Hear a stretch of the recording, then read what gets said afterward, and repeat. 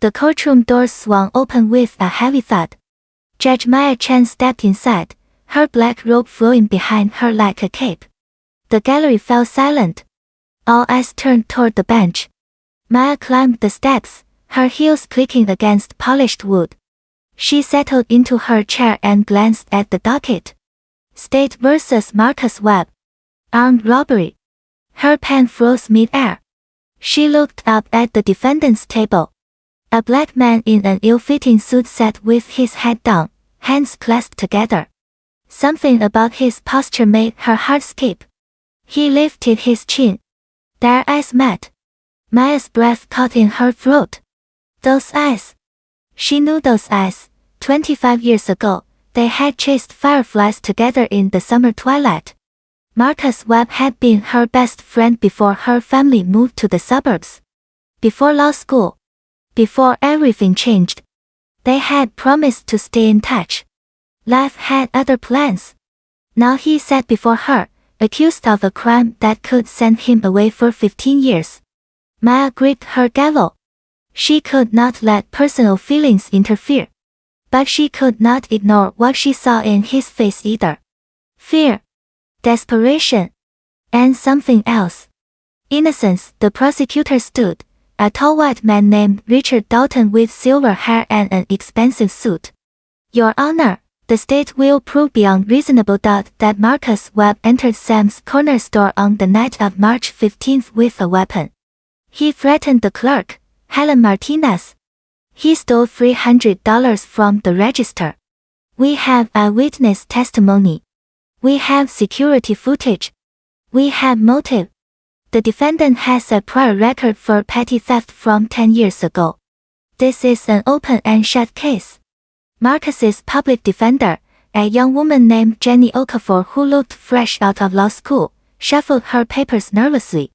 Maya could see the defeat in her eyes before the trial even began. This would not do. Maya leaned forward. Counselor Dalton, present your evidence. Counselor Okafor, I expect a vigorous defense.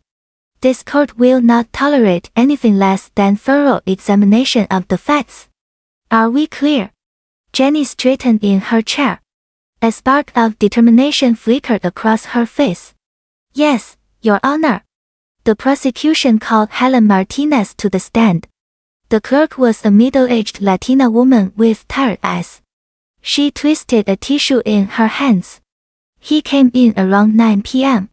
wearing a black hoodie. Black jeans. He pointed something at me. I thought it was a gun. I gave him the money. He ran out. Dalton nodded sympathetically. And you identified the defendant in a police lineup. Helen hesitated. Just for a second. Yes. I think so. It was dark. He had the hood up. But yes. Maya made a note. That hesitation mattered. The security footage played on a monitor. Grainy. Black and white. A figure in dark clothing entered the store. The face was mostly hidden. The build could have matched Marcus. Could have matched 1,000 other men. Dalton smiled confidently. Your Honor, the state rests. Jenny stood slowly. Maya could see her gathering courage. Your Honor, I would like to call Marcus Webb to the stand. Marcus walked to the witness box like a man heading to his execution. He placed his hand on the Bible. His voice was steady. I swear to tell the truth, the whole truth, and nothing but the truth. Jenny approached him gently. Marcus, where were you on the night of March 15th? He took a deep breath. I was at my mother's house. She has Alzheimer's. I take care of her every evening. I was there from 7 p.m. until after midnight. Dalton jumped up. Objection. The defendant's mother cannot verify this alibi due to her condition. Convenient. Maya's jaw tightened. Overruled. Let him finish. Marcus continued. I know how this looks. I made mistakes when I was younger. I stole food because I was hungry. I paid my debt to society. I have been clean for 10 years. I worked 2 jobs. I take care of my mom. I would never do this. His voice cracked. Maya saw the boy who used to share his lunch with her when she forgot hers at home. The boy who stood up to bullies. The boy who dreamed of becoming an engineer before life knocked him down again and again. Jenny pulled out a folder. Your Honor, I have here a receipt from a pharmacy 3 blocks from Marcus's mother's house. Time stamped at 8:45 p.m. on March 15th. Marcus bought her medication that night. The robbery occurred at 9 p.m. across town. There is no way he could have made that distance in 15 minutes through rush hour traffic. Dalton's confident smile faltered. The receipt could be falsified. Maya raised her hand. Counselor Okafor, do you have additional evidence? Jenny nodded. Yes, Your Honor. I request a recess to present new surveillance footage from the pharmacy. My investigator just obtained it this morning. Maya banged her gavel. This court is in recess for 2 hours. She retreated to her chambers, her mind racing. Something was wrong with this case. Very wrong. She picked up her phone and called an old friend at the district attorney's office.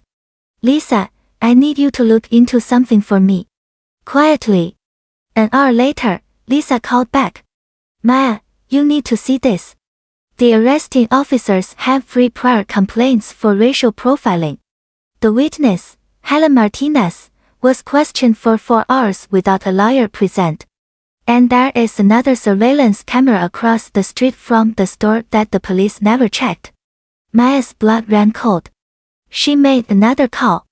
Then another. By the time the 2 hours were up, she had a folder full of information that would change everything. She returned to the courtroom with fire in her eyes. The gallery was packed. News cameras lined the back wall. Word had spread that something big was happening. Maya sat down and surveyed the room. Counselor Okafor, present your evidence. Jenny wheeled in a television. The pharmacy footage played. Clear as day.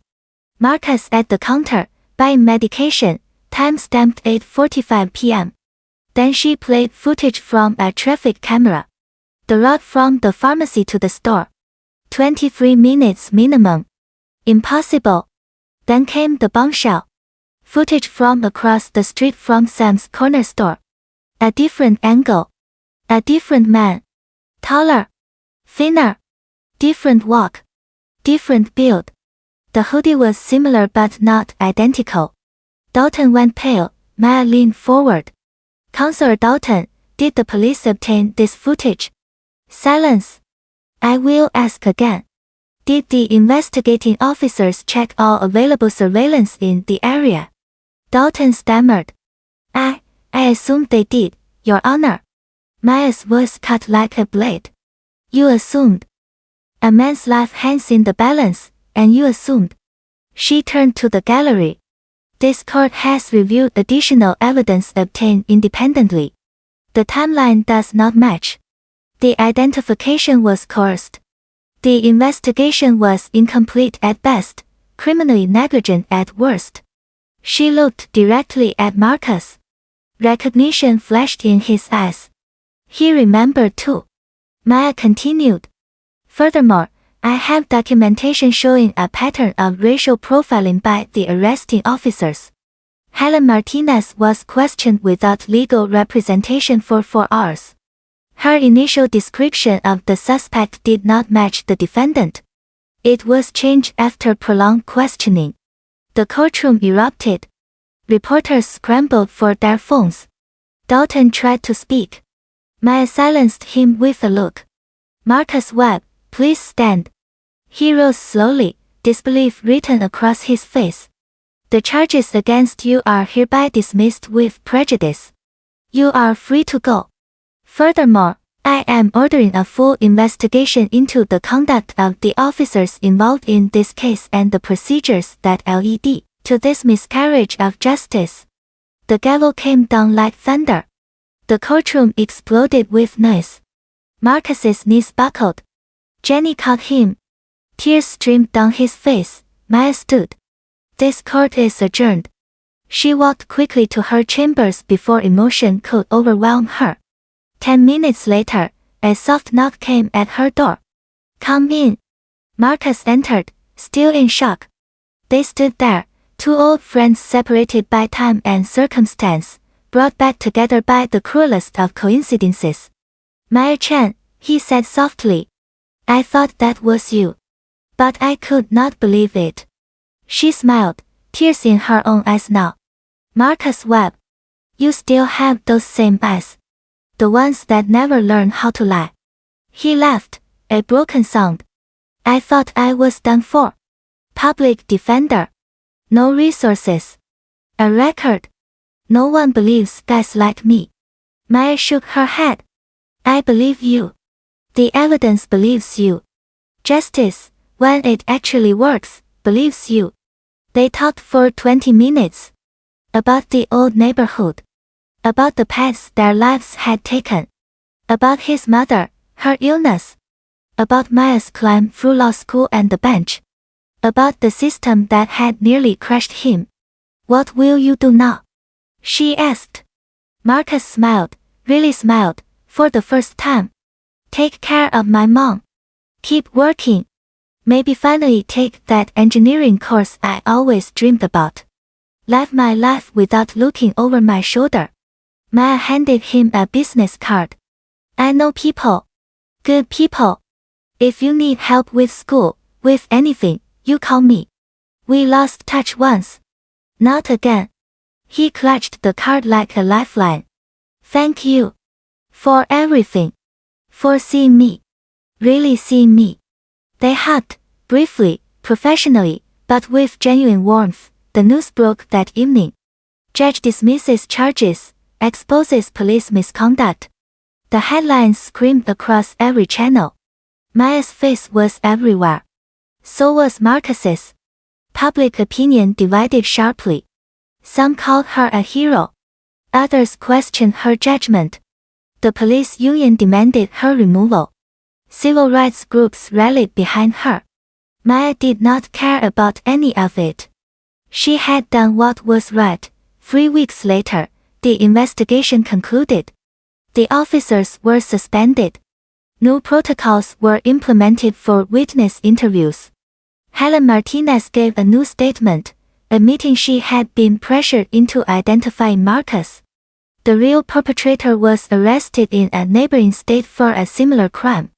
Justice, slow and imperfect, had finally arrived. Maya sat in her chambers, reading the final report. A photo on her desk caught her eye.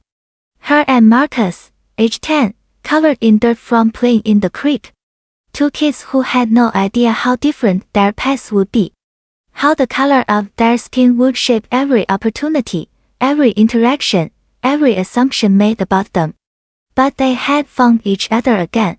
And this time, she had the power to make a difference. Marcus enrolled in community college that fall. Engineering program. He sent Maya a text on his first day. "First day of the rest of my life. Thank you for giving it back to me." She smiled and typed back. "You never lost it. The system just tried to take it. Keep fighting. Keep rising. I am proud of you." In a courtroom across town, Maya presided over another case. Another defendant. Another chance to get it right. She carried the weight of her position with new understanding. Justice was not blind. It saw everything. Race, poverty, power, privilege. Her job was to see through it all and find the truth. Some days she succeeded. Some days the system won. But she would never stop trying. For Marcus. For every person who walked into her courtroom hoping for fairness in a world that often denied it, the gavel came down. Court is adjourned. Another day. Another fight. Another step toward the justice they all deserved.